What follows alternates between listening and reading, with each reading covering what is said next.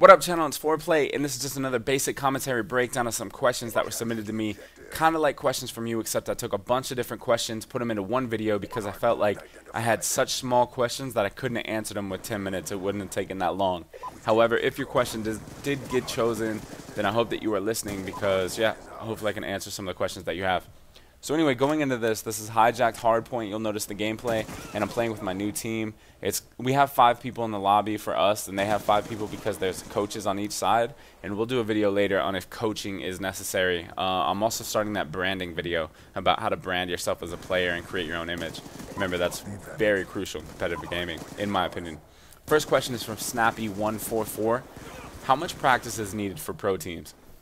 Proofy and you had conversations about what makes the best player/team. He thinks being the best comes from a ton of practice. You quickly said in a video that you do not fully agree. I have always learned that practice makes perfect. What is your opinion? How do your views differ from Proofy? And then he goes on to say, thank you for everything that you do for the community. He's not a competitive player. He's just a viewer. But anyway, your kind words mean a lot, and I hope that I can help you with these questions. And also anybody else that I will be answering, I hope that I answer them. First and foremost about that question is Proofy is not wrong when he says that you need to play a lot, because I feel that the first month any team is together, that is your grind time. That is the time that you can grind as a team, go over all your strats, make sure that you have all your strats down, because strats in competitive gaming are huge. So you start as a team, you go over callouts, make sure everyone has the same callouts so everyone's on the same page. Second is go over your strats, whether the case is search and destroy, you go over your rush routes, your nade spots, your defensive holding points. On CTF, you go over your flag routes, your cutoffs, your stalemate spots where you want to hold the flag if there is a stalemate.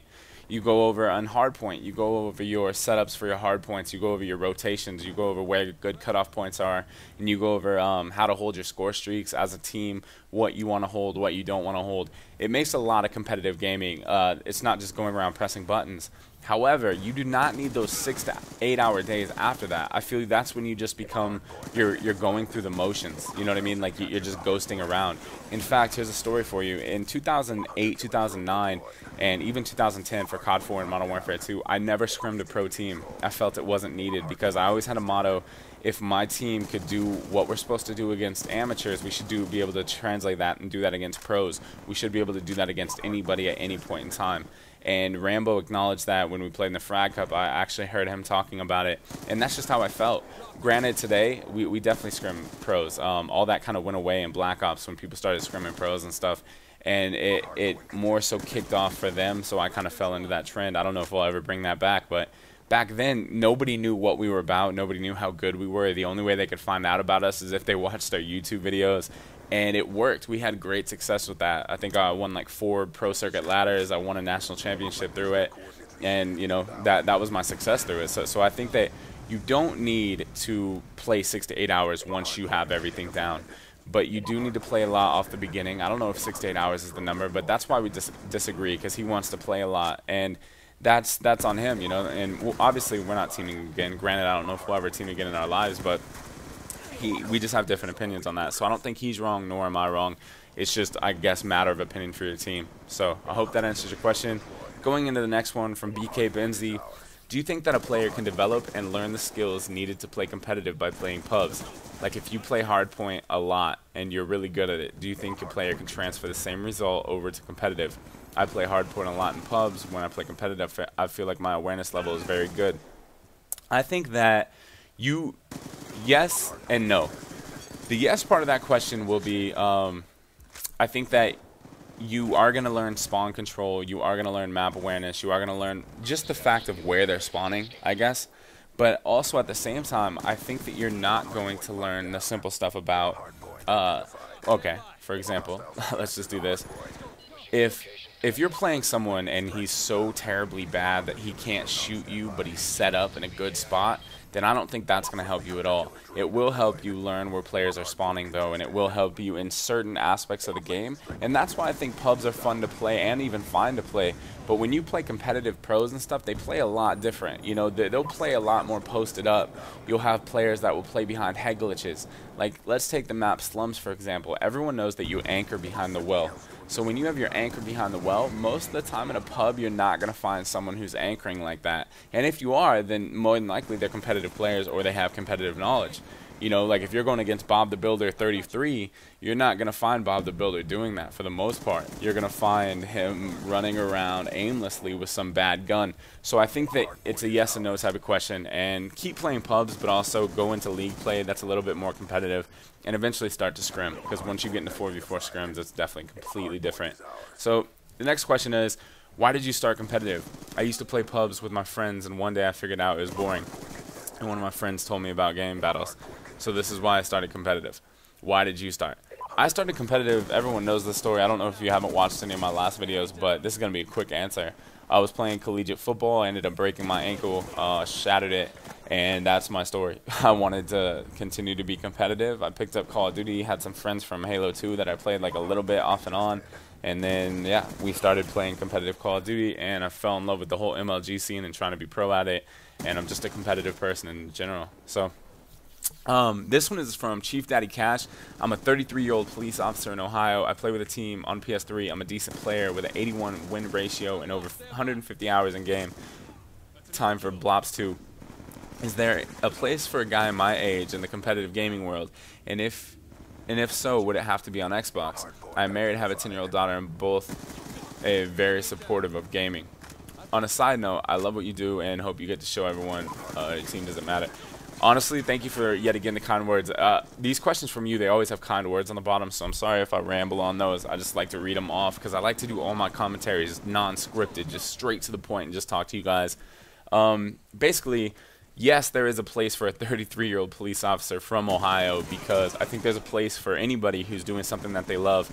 And I think that age is merely a number, and I know that people say that a lot, and you couldn't be, I guess, a professional football player at 50. Just due to your physical capabilities, but gaming is different. I think that gaming is just something that you gotta love, but yes, you need to play Xbox, and I feel bad for all my PlayStation people out there, but it's basically the MLG competitive scene, or not only MLG, but any competitive scene is only going to be whatever that sanctioned event hosts, and most of the time this year I think it will be Xbox because it is the favorite event, so I would get an Xbox, and I would try to make the transition, and I would get into gaming. If that's something that you have a passion, I don't care if you're 50 years old, man. If you have a passion for what you're doing and you love it, then continue to do it, you know, as long as it's not something bad. But I think that getting into competitive gaming this late could be cool for you, you know. And obviously, I'm not going to tell you you're 33, so you definitely know how to be a father and a husband, so do that first, and then obviously the rest of it will fall into place. So the last question that we have is, I'm an editor, trick shotter, and getting into competitive now. How do I make a good channel? This goes out for all my YouTubers out there.